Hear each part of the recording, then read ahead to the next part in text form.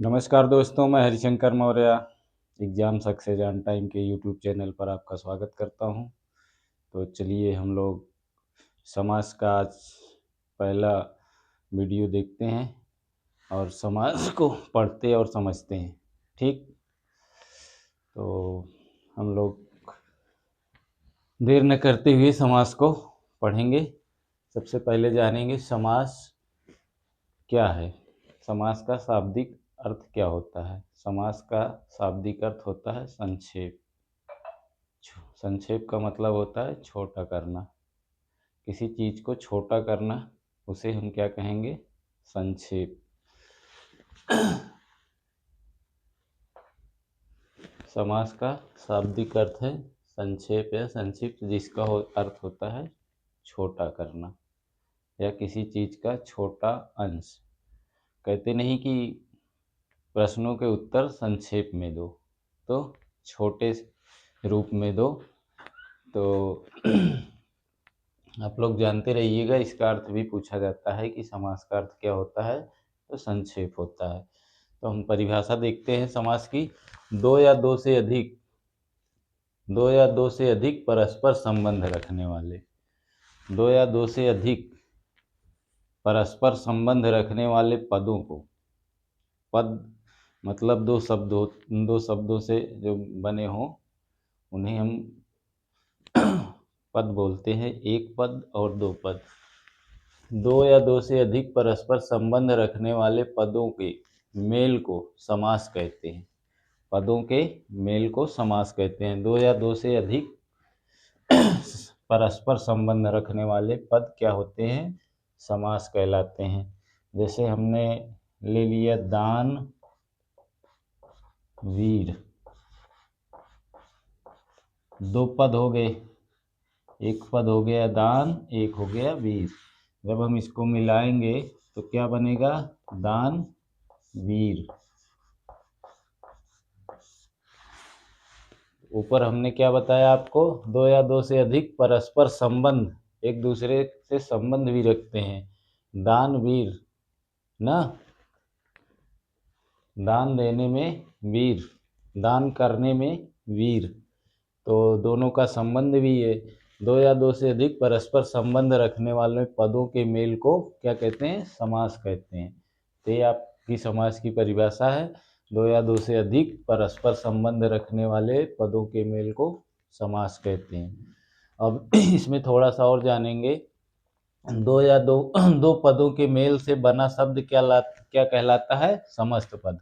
अभी हमने जैसे बताया कि दान और वीर, ये पूर्व पद हो गया, इसे हम बोलते हैं पूर्व पद।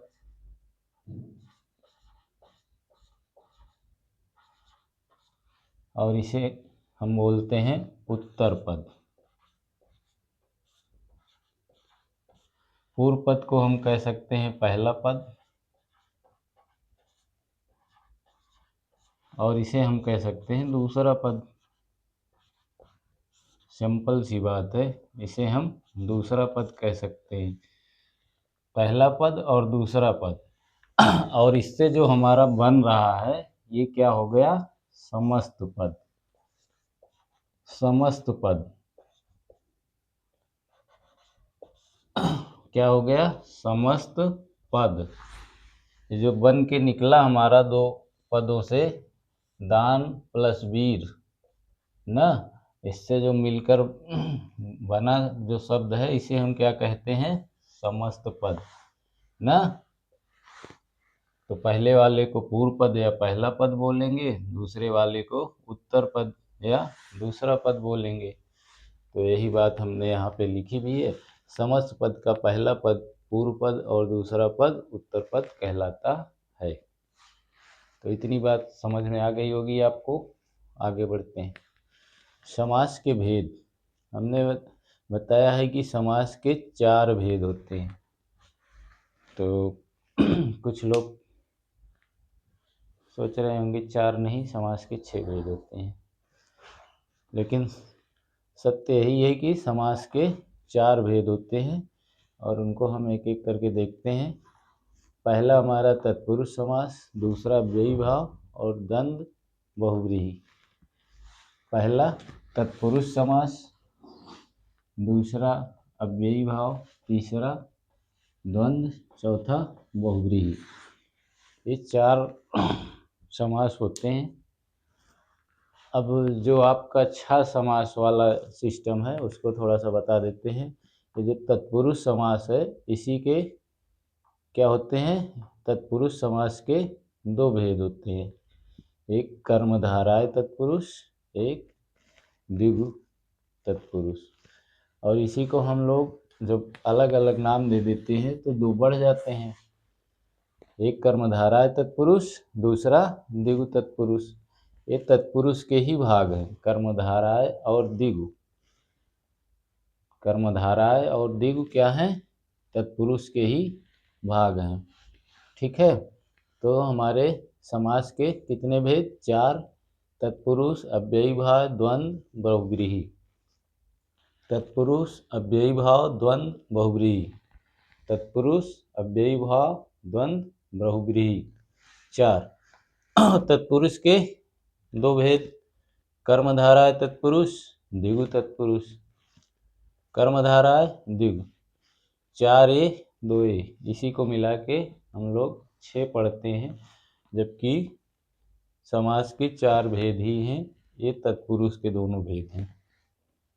ठीक, आगे आते हैं। तो आप लोग ये भी जानते हैं कि तत्पुरुष समास के 6 भेद हैं ना। यहाँ तो आपने देखा कि तत्पुरुष समास के ये 2 पार्ट हैं, कर्मधाराय तत्पुरुष और द्विगु तत्पुरुष।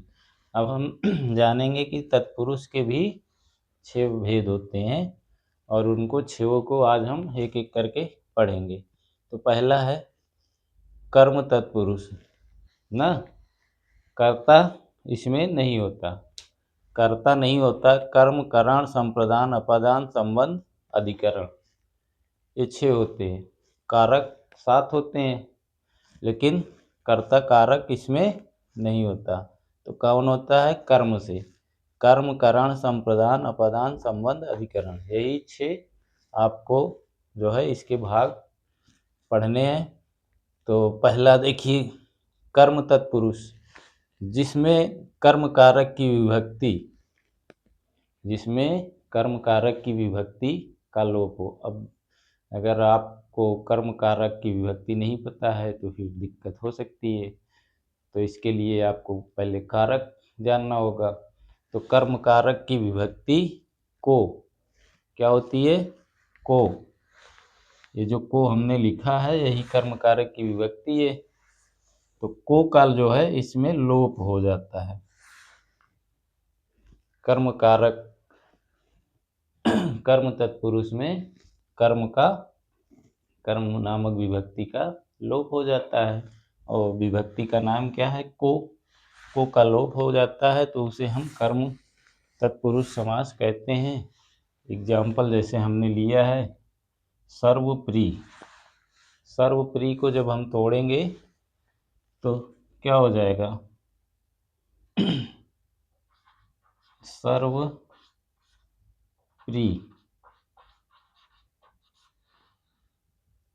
ना। तो अब इसमें हम कौन सा कारक जोड़ेंगे, कर्म कर्म की विभक्ति क्या है, को ना। तो पहले हम को लिखे, को जोड़ेंगे। अब यहाँ लिखेंगे सर्व मतलब सभी, को प्रिय, ये हमारा कौन सा हो गया, कर्म तत्पुरुष हो गया। सर्वप्रिय हमारा क्या हो गया, कर्म तत्पुरुष हो गया। ठीक, तो समझ गए होंगे कि सर्वप्रिय मतलब सबको प्रिय, यही का जो है, को जो है इसी का लोप था यहाँ पे। तो हमने को लिया और बना दिया सभी को प्रिय, सबको प्रिय, सबको प्रिय या सभी को प्रिय। तो कौन सा, कर्म तत्पुरुष। अब जैसे दूसरा एग्जाम्पल हमने लिया है ग्रंथकार। ग्रंथकार मतलब समझ रहे हैं ना, ग्रंथ को आकार देने वाला या ग्रंथ को रचने वाला क्या कहलाता है, ग्रंथकार। तो उसी तरीके से हम पहले को लिख देते हैं। अब हमारा शब्द है ग्रंथकार, तो ग्रंथ को आकार देने वाला इधर लिख देते हैं, आकार देने वाला क्या हो गया, ग्रंथकार हो गया।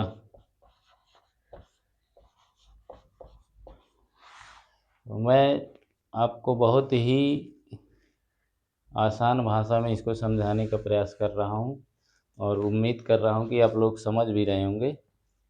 तो तत्पुरुष के जो है 6 भेदों में पहला हमने पढ़ लिया कर्म तत्पुरुष। इसमें कर्म का जो विभक्ति है को का लोप हो जाता है और एग्जाम्पल से हमने दिखा दिया सर्वोपरि ग्रंथकार। अब दूसरा हम पढ़ते हैं करण तत्पुरुष। करण तत्पुरुष की विभक्ति क्या होती है, कर्म को करण से के द्वारा, से और के द्वारा, करण तत्पुरुष की विभक्ति, करण तत्पुरुष की विभक्ति एक तो हो गया से के द्वारा, से और के द्वारा का लोप होता है तो वहाँ क्या होता है करण तत्पुरुष। से और के द्वारा का लोप हो जाता तो उसे हम क्या कहेंगे, करण तत्पुरुष कहेंगे, करण तत्पुरुष समास कहेंगे। जैसे गुण युक्त, गुण युक्त, यहाँ पे समझते हैं हम गुण युक्त, गुण युक्त। अब देखो इसमें कौन सा कौन सा जो है विलुप्त है, कौन सी विभक्ति विलुप्त है, हैं? कौन सी विभक्त, से ना, से विलुप्त दिख रही है। गुण युक्त को जब हम बनाएंगे तो क्या होगा, गुण से, गुण से युक्त, गुण से युक्त, ये देखो से करण विभक्ति से का एग्जाम्पल समझ गए ना, गुण से युक्त। तो क्या कौन सा समास, करण तत्पुरुष समास बना। अब दूसरा लेते हैं तुलसी कृत, तुलसी कृत, तुलसी कृत, तुलसी कृत। अब इसको जब हम बनाएंगे तो क्या बनेगा, तुलसी से कृत तो होगा नहीं, तुलसी के द्वारा कृत, मतलब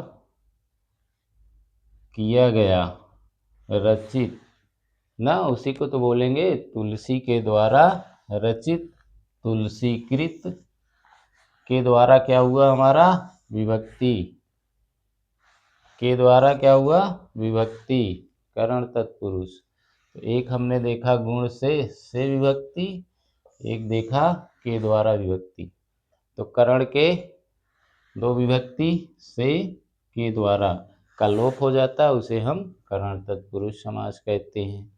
तीसरा है हमारा संप्रदान, संप्रदान कारक की विभक्ति के लिए, संप्रदान, संप्रदान तत्पुरुष, संप्रदान तत्पुरुष कारक की विभक्ति के लिए का लोप हो जाता है तो उसे हम संप्रदान तत्पुरुष समास कहते हैं, संप्रदान तत्पुरुष समास कहते हैं। के लिए, के लिए विभक्ति का लोप हो जाता है, उसे हम संप्रदान तत्पुरुष समास कहते हैं।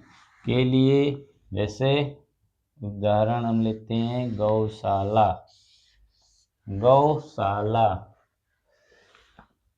गौशाला।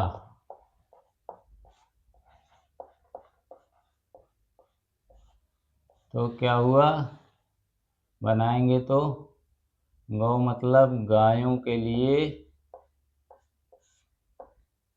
या आप ऐसे ही कह दीजिए गौ के लिए शाला, गौ के लिए साला। अब अर्थ तो आपको पता ही होगा, गौ मतलब गाय, साला मतलब रहने का स्थान, निवास। तो गायों के रहने का जो निवास होता है, स्थान होता है, उसे हम क्या कहेंगे? गौशाला। तो के लिए जो आया ये गौशाला, गायों के लिए शाला, तो के लिए जो आया ये हमारा क्या है? के लिए क्या है? संप्रदान तत्पुरुष। संप्रदान तत्पुरुष समास है। इसमें के लिए का लोप हो जाता है, उसे हम संप्रदान तत्पुरुष समास कहते हैं। ठीक। तो 3 हो गए, समझ गए होंगे आप। कर्म करण संप्रदान, कर्म करण संप्रदान। अपादान देखते हैं, चौथा है अपादान। अपादान कारक की विभक्ति का लोप होगा इसमें। अपादान कारक की विभक्ति आप लोग जानते हैं, से का लोप हो जाता है, उसे अपादान तत्पुरुष कहते हैं। अपादान तत्पुरुष में क्या होता है? से विभक्ति का लोप हो जाता है, से विभक्ति का लोप हो जाता है अपादान में, तो उसे हम अपादान तत्पुरुष समास कहते हैं। चलिए देखते हैं, से का लोप हो जाता है, उसे अपादान तत्पुरुष समास कहते हैं। जैसे धर्म भ्रष्ट, धर्म भ्रष्ट, धर्म से भ्रष्ट। यहाँ देख लीजिए, धर्म भ्रष्ट क्या होगा? बनाएंगे तो धर्म से भ्रष्ट।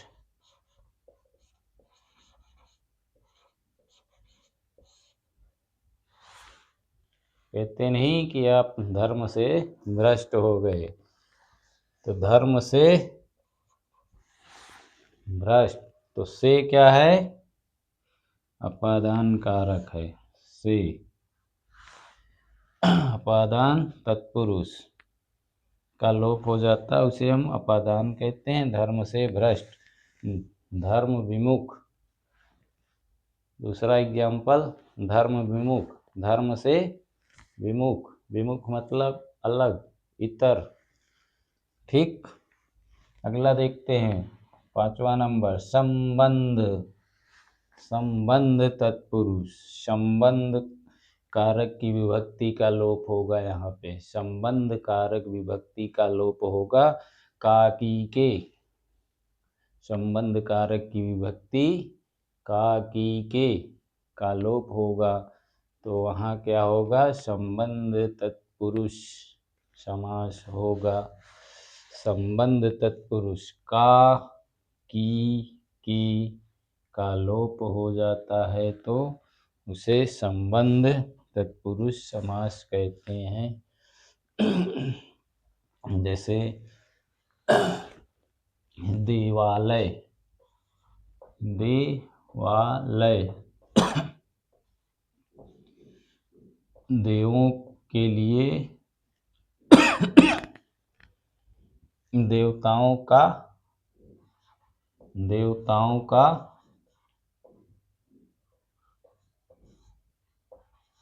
आलय, आलय, देवताओं का आलय या देवों का आलय कह लीजिए। ठीक है।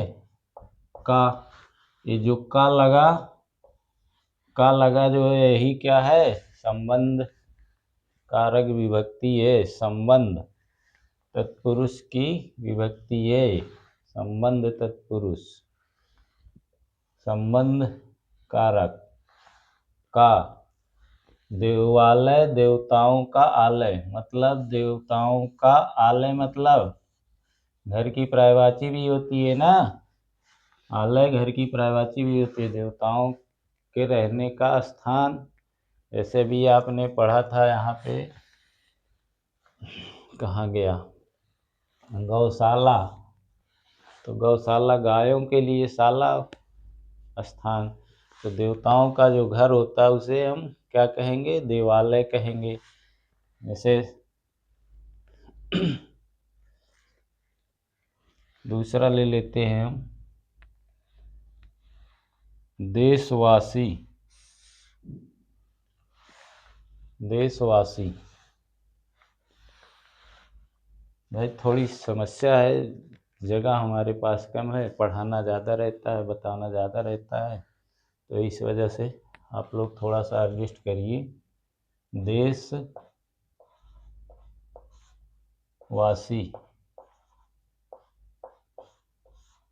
देशवासी, देशवासी हमने कहा तो क्या हो जाएगा? देश का वासी, देश का वासी, देशवासी। अब चाहे किसी देश का हो, जिस देश का होगा उस देश का वासी है। हम भारत देश के हैं तो हम भारत देश के वासी हैं, तो देशवासी, देश का वासी, तो ये जो का है यही है हमारा संबंध बता रहा है।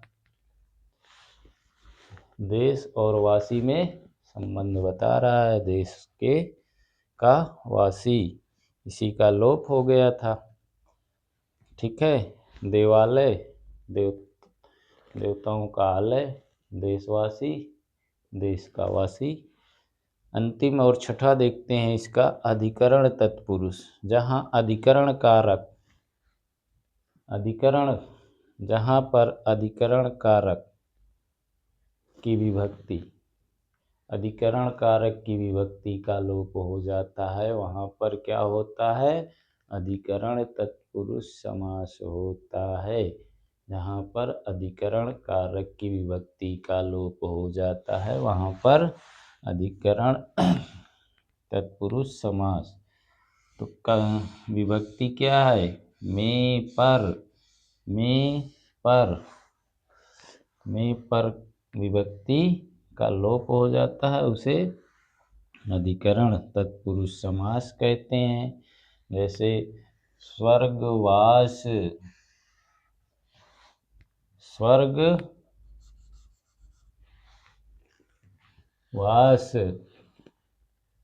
कहाँ दिखाएं भाई, थोड़ा सा जगह नहीं दिख रही है, ऐसा करते हैं,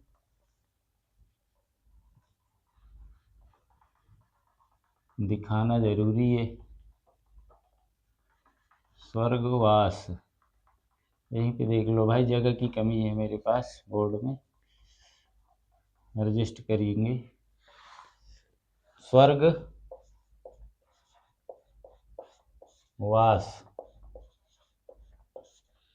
स्वर्गवास बनाइए। स्वर्गवास मतलब स्वर्ग में वास, स्वर्ग में वास करने वाला, स्वर्गवास। ठीक, अब ये में जो है, इनमें जो है क्या है? अधिकरण कारक का विभक्ति है, अधिकरण कारक की विभक्ति है, समझे? दानवीर, दानवे वीर, दान में वीर, क्या हो गया? दानवीर। तो स्वर्ग में वास, स्वर्ग में वास, दान में वीर, दानवीर। तो दो पार्ट में हम समास को पढ़ेंगे। पहला पार्ट आपने समझ लिया, देख लिया, उम्मीद करते हैं कि आप लोगों को समझ में आ गया होगा। और अगर आपको समझ में आ गया, अच्छा लगा, तो आप लोग जो है चैनल को सब्सक्राइब करें, लाइक करें, शेयर करें। और आज की क्लास को यहीं पर एंड करते हैं, मिलते हैं नेक्स्ट वीडियो में। धन्यवाद।